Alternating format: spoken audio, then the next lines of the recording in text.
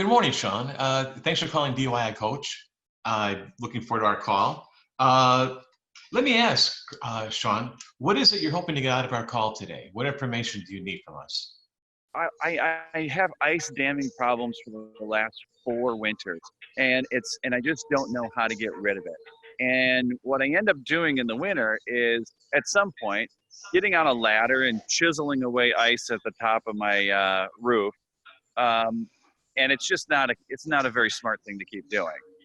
I got a really steep pitch roof. Okay, it's one of those Tudor style.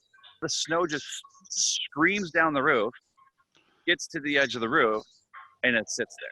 So this is my entryway. And this is the area that is my worst ice dam problem. I don't get a lot of sun here in the winter. The roof line is very steep. It all catches by the front door. And last year I had 8 inches of ice right above this door. All right, I have a question now. That dark element above your door by the roof is that a gutter or a diverter or what? It seems quite high. Is why I'm asking. It is. It's a gutter. It's a gutter diverter, if you will. And I'll get on my ladder and I'll show you. But it is because there's such a steep pitch, water comes down and blasts right through the gutter, right? So it doesn't actually go in the gutter because it's such a steep pitch roof. A little like deflector wall on here, so when rain does come down, it doesn't just splash off the end of the house. The reason you get ice damming, it's very simple, is the part of the roof nearer the peak is warmer than the bottom. So the snow, you have a snow load, top of the roof is warm, it melts that water, it runs down to the colder part of the roof that's still above freezing. Yeah. Then it freezes, makes that dam. So when you have snow captured down there, especially with that gutter, that quite accelerates that. Sure. Gotcha. So the ideal is to have the roof be uniformly insulated, and that would be your first step, is to have the roof remain cool. And the other thing, I think it's really fortunate your roof is sort of accessible from the ground. Up in Minnesota, they're very fond of snow rakes, and they keep after the snow with a snow rake, which is simply, a block of wood on a pole. And they keep that happening. And I do have a roof rake. There's a lot of neighbors here that do the heat cabling, and I don't know if that's the right answer or not. Well, now the heat cabling,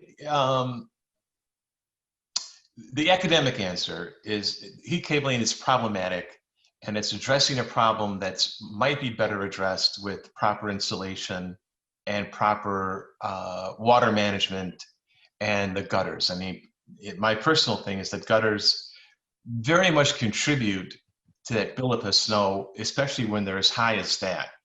Very often with a very steep roof above an entryway, an old-time solution would be have a stepped copper flashing, like a little copper lip that would begin nearer your brick wall. I see. Graduate out in maybe 3 or 4 stages where the water would go. The rain would be directed to the other roof, like to above that window. I see. And that would keep help keep the door dry, help keep getting in and out of the door dry. But what you're having right there is you're having a metallic dam that dams up the snow that just traps that water. The other problem with the heating cables are they're expensive to run. You can get a variety of different switches that activate with temperature or with moisture. They're sort of problematic in that they can switch on or off. They can fail and stay either on all the time or off all the time. So they either do no good or they really run up your electric bill. And then if part of the reason of the ice damming is water melts, and then so you're melting water. Yeah. So part of the problem with the cables is it's the precursor for an ice dam. You've got So Oh, they're not always a bad idea. I think this might be this little application might be a good application for you because it's a short little run. I Uh, see. the other issues are you really need to have a GFI outlet near, uh, Uh-huh. because you don't want to have extension cords. Uh, Right. they're kind of unsightly, but I think if you're careful, you might make a nice pattern there that it wouldn't look bad. Um, and it might be It's my interesting. It's interesting you say unsightly because I am looking at the neighbor's house. They have them on theirs, but and I can't see them. But their roof pitch is much different than mine, gotcha. and I guess if I were to have anyone walk up to the front door of our house, clearly with such a pitched roof, you'd see that ugliness, I guess. I see the gutter from the second story, as you Yeah. pointed out, runs into there. If I could have a magic wand, Yeah. I would have that downspout more towards the chimney side of that gutter run. Oh, Because bring it over here. I would bring it over there and let Oh, it get down to the ground safely. And the rule of thumb is if you've got like say 60 feet of gutter, you want a downspout at either end. But if you're telling me that's 20 feet, that downspout would service that very well. So that would eliminate an enormous amount of water that's running down there. And I then see. above that entryway, if you got a roofer out or you got out and you had some stepped copper, And I could actually send you a drawing, and yeah. only like an inch. It would be an inch proud of the roof, not Okay. much at all. Okay. And And it just slows the rainwater coming down. Is that what you're saying? You well, it just would kind direct it in stages to uh-huh. to fall more off where the window is. Oh, over It would- over over yes, here on the right hand side. right. And then I would get rid of that gutter, and if I would hang it lower if I could. You see, you've got an interesting like no eave happening there at all. Yeah, I don't. Yeah. Yeah, Um, there's nothing I can. I mean, it's the edge of the house right there. yes. And so, having that stepped sort of redirecting of rain might be just enough where you would not need a gutter there. You'd have to kind of figure that out. But if you're Mm, already taking that main roof's water load off the entryway, there's, the hundreds of gallons you're yeah. already dealing with already. You're redirecting it to the front of the house.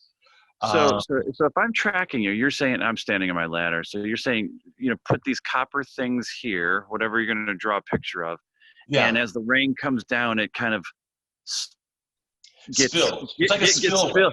Yeah, spillway, and it gets pointing into this direction Correct. and gets into the gutters over there, as opposed to splashing down on my front door all the time. For 16-inch long copper L's that would slip Yeah. up under the shingle, have a Okay. 1-inch proud exposure, and they'd be on a slight angle too. They wouldn't be flat. They'd be just turn just a little bit. What I would just do, I would just slide them up with some roofing mastic on them. Oh. Okay. Because again, the more often you can avoid penetrations in your roof, the better off you are. Right. Okay. Good point. And And then do you think they'll stay in place when the snow comes then? I do. Mike, this has been hugely helpful. Oh, wonderful. Would you draw that picture you referenced about those gutters or those diverters, Yeah. maybe just email me a link of those copper diverters you're talking about, and then that'll probably be enough of a starting point, and I can run with it from there. I think that's a project I can tackle this winter, and it at least will be a step in the right direction, and see what happens next winter or this winter, and if it works. Wonderful. Well, I hope you have a great winter. It's going to be an interesting one, I think, with the weather. I absolutely agree with you.